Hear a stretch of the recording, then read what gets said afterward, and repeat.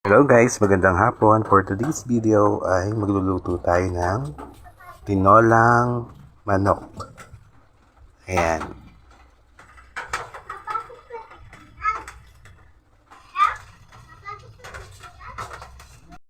Guys, igigisa ko na yung bawang at saka onion o yung sibuyas.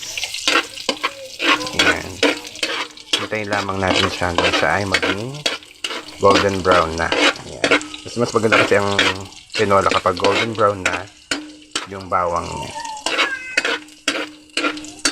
Nalagyan ko pa sana siya ng luya kaso wala akong matira ng luya, kaya eto bawang na lang at saka sibuyas.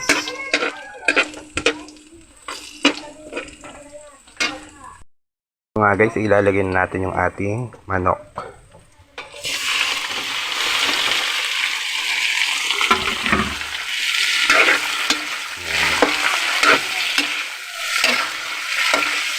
Medyo isasangkot siya lang muna natin siya.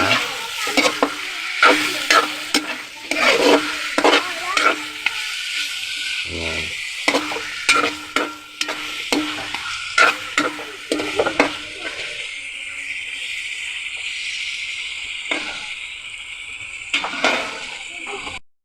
Ilalagay ko na rin ang sayote guys, kasi yung karning manok natin ay medyo malambot, kaya kailangan itry na rin natin yung sayote sa paggisa.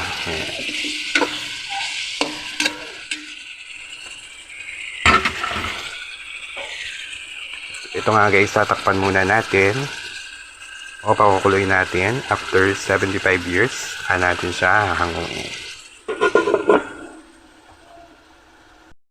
lagyan ko na siya ng tubig.